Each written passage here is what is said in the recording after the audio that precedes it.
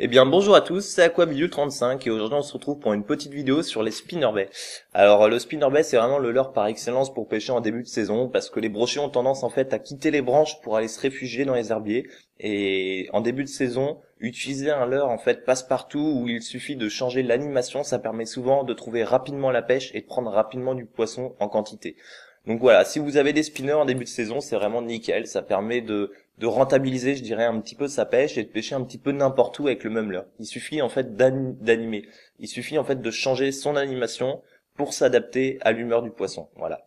Après, je vais pas faire des rappels profonds sur le spinnerbait, c'est-à-dire que voilà, détailler comment sont faits les bras, etc. Non, je vais pas en parler. Je vous décrirai le leurre en détail.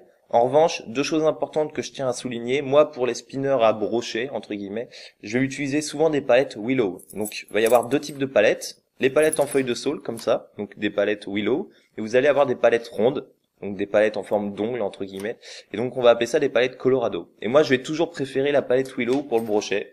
Honnêtement, voilà, c'est un petit, je dirais un petit toc de pêcheur. Ça dépend de chacun. Moi, je sais que j'ai des très bons résultats avec ce genre de palettes parce qu'elles émettent des fréquences en fait très élevées.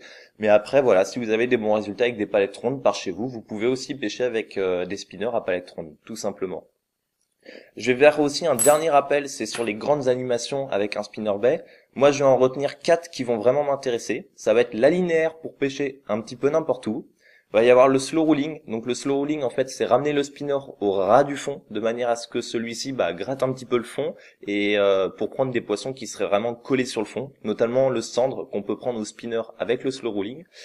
Il va y avoir l'utilisation 4x4. Voilà, troisième utilisation, celle qui est, je dirais, la plus connue. Donc lancer dans les branches, dans les herbiers, dans de la caillasse même.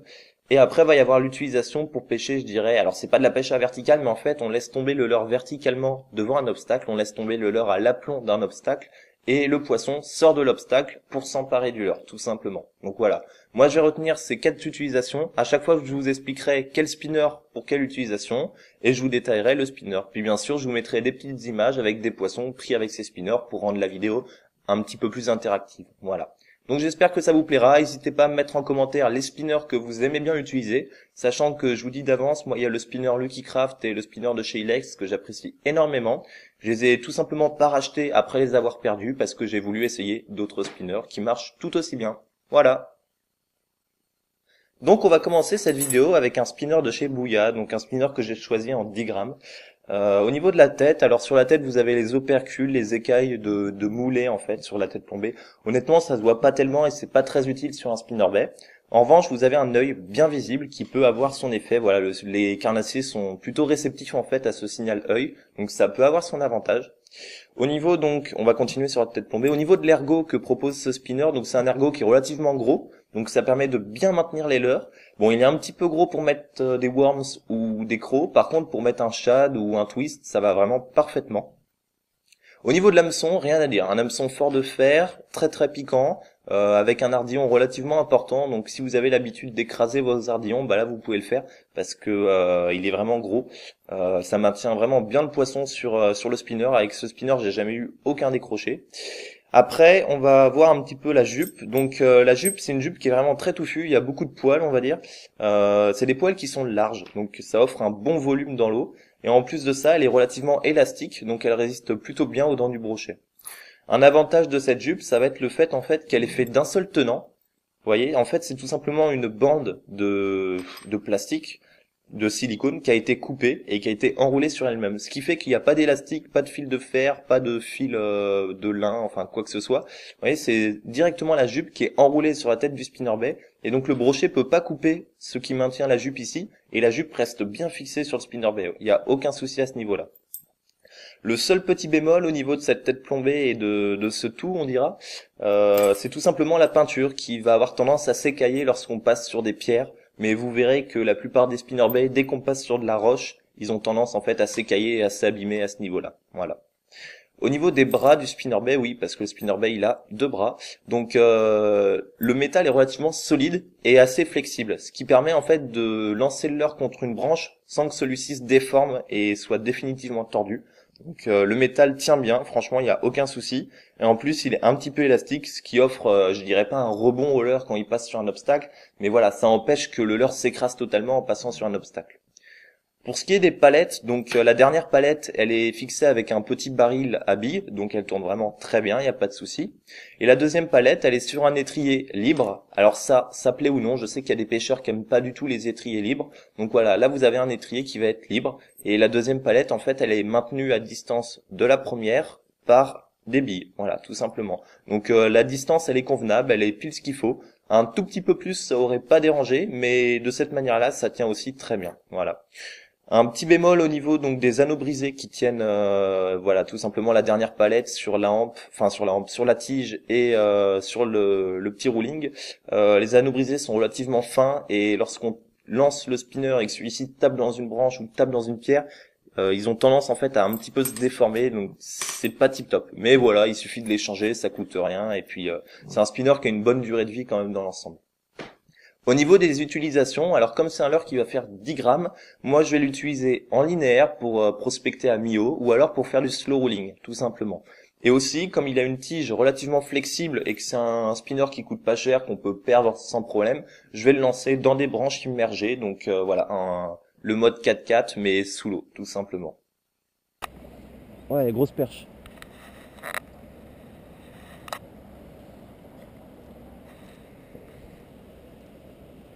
Bon, tu dis pas que je t'ai emmené dans mes points et tout. Par contre, gère avec le bateau, s'il te plaît, à côté. Ouais, mais t'inquiète, on va. Je filmais juste Et voilà, ça. une perche en téléphonant. Hop là. Une perche de Charente. Avec les gros plagistes à côté. Pas trop vite. Oh. Je te la chope. Je la mesure. Ouais, t'inquiète. Hop là. Hop là. Allez, vas-y, fais-la voir à la... Ouais, attends. Oh mon gars, tu l'as bien piqué, hein. Ça fait 33 cm. Moi, je vois 119. 119. Non, moins que ça. Ouais, mais la droite, comme ça, droite, ouais. Nickel. Yes. No kill. Tu veux la remettre à l'eau? Allez. Allez, remets-la à l'eau. Pour la vidéo YouTube. Top là. Donc on va continuer cette vidéo avec le Monarch de chez Sakura. Alors encore une fois, sur la tête plombée, vous allez retrouver le détail des opercules, mais honnêtement, ça se voit pas très bien. L'œil est un petit peu petit aussi, il se voit pas très bien sur ce coloris tout rouge. Après, sur des coloris plutôt verts, plutôt blancs, il se voit un petit peu mieux. On continue sur la tête plombée avec les ergots. Donc cette fois, ça va être des petits ergots cylindriques. Vous en avez deux, donc ça tient vraiment super bien les petits leurres, par exemple les worms, les écrevisses. Après, les shads, les gros shads et les gros twists, ils ont tendance à tenir un petit peu moins bien, mais honnêtement, ça tient quand même, il n'y a pas de souci. La hampe de l'hameçon, c'est une hampe qui est relativement solide, donc c'est un hameçon noir. Ça, généralement, ça plaît beaucoup aux pêcheurs. Et moi, sur ce spinner, en fait, je monte toujours un petit hameçon chance avec alors c'est un petit grub de Génération Leurre, c'est le Kanjun Grub, et j'ai eu vraiment des super résultats, en fait, sur ce mélange de rouge et de vert, voilà. Donc après, pour ce qui est de l'hameçon, des hameçons voleurs, c'est généralement des hameçons forts de fer, souvent argentés malheureusement, mais très très piquants. Voilà. C'est un petit peu le but d'ailleurs. Et pour ce qui est de la jupe, alors la jupe elle est un petit peu moins bien fournie que sur le Bouya. En revanche, elle est tout à fait jolie et puis elle est assez élastique, donc elle tient bien aux dents du brochet. Elle est fixée, alors je sais pas si vous pouvez voir, avec un petit fil de fer, donc le brochet ne va pas couper l'attache de la jupe et la jupe va pas se disperser dans l'eau. Ça c'est un avantage encore une fois. C'est un spinner en fait, donc là c'est à taille 7 grammes, c'est un spinner qui permet facilement de pêcher des perches en fait parce que l'hameçon est pas trop gros, donc c'est un spinner on va dire polyvalent, voilà. Au niveau des bras, alors ce spinner en fait il a des bras flexibles, un petit peu mous d'ailleurs, et le problème de ces bras c'est qu'ils ont tendance en fait à se déformer et à rester déformés. Ils vont pas revenir quand, par exemple, si vous tapez dans une pierre, si vous tapez dans un tronc d'arbre, et ben voilà, le spinner a tendance à rester déformé et voilà, c'est à vous avec votre pince de le remettre droit.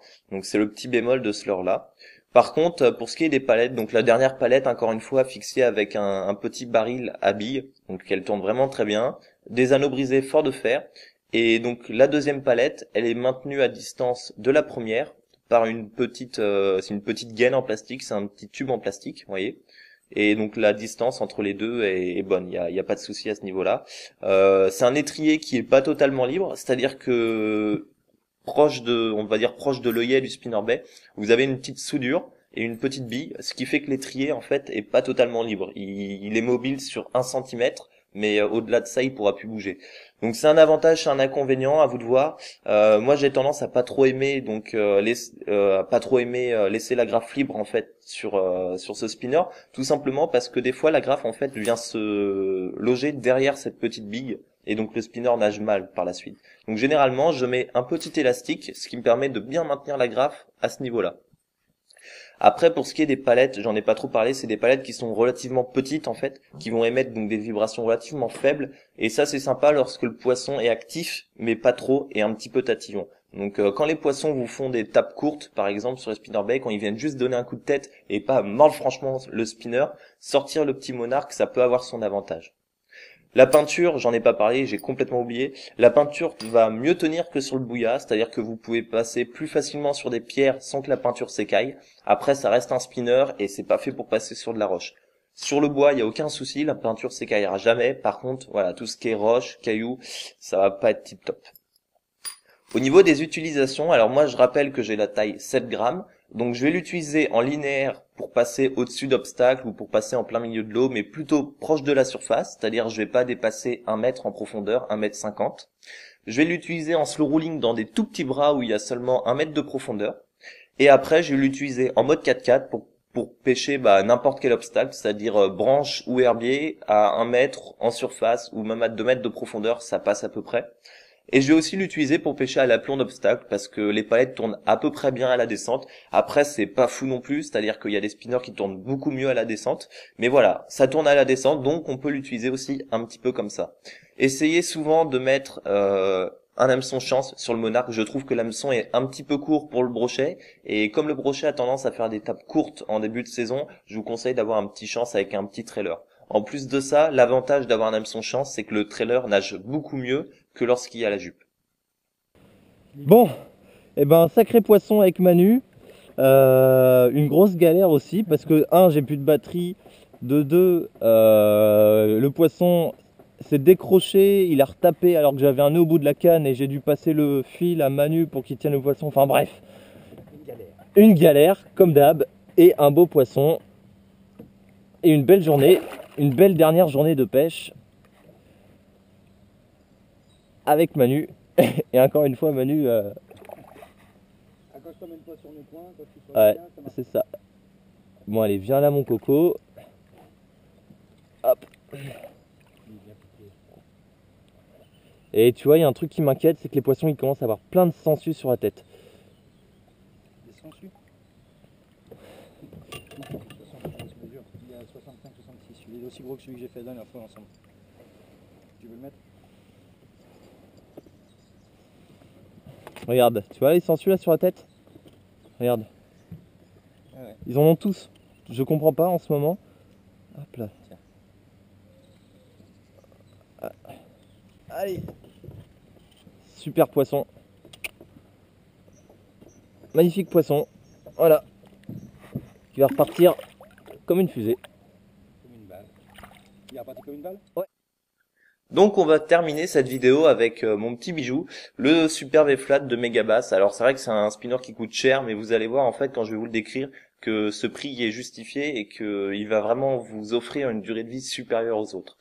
Donc au niveau de la tête plombée, c'est pas une tête plombée classique en forme de poisson, je dirais, c'est une tête plombée en forme de V qui permet en fait de toujours éloigner l'hameçon de la branche. Vous voyez, le plomb va toujours faire en sorte que l'hameçon soit du côté opposé de la branche, ce qui évite bêtement d'accrocher le spinner dans une branche qui serait à la verticale ou avec une branche qui serait tout simplement pas horizontale, parce que tous les autres spinners en fait ils vont passer super bien, vous voyez, sur une branche. Imaginons que ça c'est ma branche, le spinner il va sans problème passer dans ce sens-là. Par contre, dès qu'il va passer comme ça, va y avoir beaucoup plus de risques qui s'accrochent. Donc le fait d'avoir une tête plombée en forme de V, ça permet d'éloigner l'hameçon et que celui-ci passe sans problème par-dessus la branche. Voilà, donc après la tête plombée, je vais essayer de vous dégager le trailer. Donc vous avez un petit ergot, vous voyez, un petit ergot qui est fait en corde à piano tout simplement, qui permet de maintenir des shad, des twists, mais aussi des worms et des écrevisses sans les déchirer. Donc à ce niveau-là, il n'y a aucun souci. L'hameçon, c'est un hameçon qui est noir, fort de fer et très très piquant pour ceux qui ont des problèmes pour ce qui est des ferrages. Là, vous en aurez plus, c'est-à-dire que l'hameçon pique de peur, c'est vraiment hallucinant. Et au niveau de la jupe, donc c'est une jupe en fait qui est maintenue avec un anneau en caoutchouc, mais c'est un anneau qui est de fort diamètre et qui permet donc d'éviter que le brochet coupe, sectionne ce petit anneau. Donc la jupe tient vraiment bien, il n'y a pas de souci. C'est une jupe qui est tout aussi touffue que les autres spinner baits. Elle est tout aussi résistante, elle est assez élastique, donc c'est nickel pour le brochet. Après, au niveau des bras, donc vous voyez, les bras n'ont pas une forme conventionnelle. En fait, le bras inférieur est étudié de manière à passer plus facilement au-dessus des obstacles, et le bras du dessus est positionné avec un angle tel que les palettes puissent tourner lorsque le spinner descend en fait à la verticale. Voilà, donc c'est un spinner que vous allez pouvoir utiliser dans des obstacles, mais aussi pour pêcher à l'aplomb d'obstacles. Voilà. Donc vous avez un étrier fixe sur l'étrier central, on va dire, enfin la palette centrale, elle est fixe, voilà, elle est bloquée en fait. Alors tout simplement, c'est la tige qui va être aplatie, et sur certains modèles, vous avez des billes. Là, c'est des petites spires de fil métallique, et donc vous voyez, vous avez un étrier fixe. Et l'autre palette, elle est fixée comme d'habitude avec un petit émerillon baril, là, un baril à billes d'ailleurs. Voilà, et des anneaux brisés fort de fer, il n'y a pas de souci, les anneaux brisés se défont pas. Les palettes sont un petit peu plus grosses que sur les autres spinner baits, donc ça émet des vibrations, je dirais, plus fortes. Après, c'est à vous de voir en fonction de ce que vous aimez. Pour ce qui est de la graffe, alors vous voyez, en fait, la graffe, elle ne peut pas s'accrocher à ce niveau-là. Du coup, vous pouvez laisser la graffe libre sur le spinner, vous aurez aucun souci. Moi, c'est un spinner que j'aime bien utiliser pour pêcher donc en mode 4x4, vu que c'est son utilisation principale. J'utilise dans les herbiers, dans les branches, même des fois dans de la pierre, ça passe relativement bien. Tout simplement parce que la tête plombée, en fait, elle va être vernie et elle permet à la peinture de rester plus longtemps sur la tête plombée. Et je l'utilise aussi donc pour pêcher à l'aplomb d'obstacles, du fait que le spinner tombe vraiment très bien à la descente. Voilà. Donc moi une des animations que j'aime beaucoup sur ce spinner, c'est tout simplement lancer dans l'obstacle. Vous voyez par exemple un bois qui va être immergé ou un herbier qui va partir de la berge et qui va faire 1 mètre ou 2 mètres en longueur. Et ben je vais tout simplement lancer au cœur de l'obstacle, ramener le leurre dans l'obstacle, celui-ci va pas s'accrocher, et une fois que j'ai dépassé l'obstacle, si j'ai pas eu de touche, je le laisse tomber devant la tête du poisson. Et là, généralement, il va taper. Et puis, dans le pire des cas, s'il tombe pas, et bah, tout simplement, je continue en linéaire, et voilà, peut-être qu'il va sortir de l'herbier, suivre un petit peu, regarder, et puis taper à la fin. Voilà. Après, donc là, je l'ai en 7 grammes. Alors, c'est pas évident pour le slow rolling, mais vous pouvez l'utiliser en slow rolling avec des poids donc supérieurs, par exemple 10 grammes. Voilà. Donc c'est à vous de voir. Choisissez le grammage en fonction des postes que vous pêchez et en fonction des poissons que vous désirez viser. Voilà. Moi, je sais que le spinner, je le destine à la perche et au brochet, principalement en surface. Donc je pêche pas souvent avec des poids supérieurs à 10 grammes. Mais après, si vous aimez creuser avec les spinners, n'hésitez pas à utiliser des poids un petit peu plus lourds. Donc cette petite vidéo touche à sa fin. Quoi vous dire de plus? Si vous voulez acheter tous ces spinners, vous avez, donc je vous le rappelle, moins 10% sur le site Article Pêche avec le code promo Aqua 2015. Donc ça peut être un avantage lorsqu'on veut acheter des spinners voilà, un petit peu chers comme celui-ci. Et ça peut être aussi un avantage lorsqu'on veut acquérir 2 ou 3 coloris d'un même spinner, voilà, comme celui-là ou comme celui-là. Je pense que vous retrouverez tous ces produits sur le site sans problème. Et si vous voulez avoir donc le petit trailer qui va bien, avec lequel j'ai eu des super résultats l'année dernière, le petit Conjun Grub, et ben vous avez un code promo moins 15% pour la boutique Génération Leurre, donc avec le code Aqua35. Voilà. Donc j'espère que cette petite vidéo vous a plu. N'hésitez pas à commenter, à liker et puis à partager la vidéo si vous avez des amis qui aiment beaucoup le spinner. Je vous invite aussi à voir ma vidéo sur le spinner où je le détaille, où j'explique les animations, etc. Ça peut toujours vous servir. Et puis sinon, je vous dis à bientôt. Allez, salut tout le monde! Et tu le soutiens-le. Mets ta main dessous. Nickel. Bah ouais, ça tourne, ça clignote ou pas? Ouais, là, c'est Ouais, bah c'est bon, t'es dans la boîte. Nickel.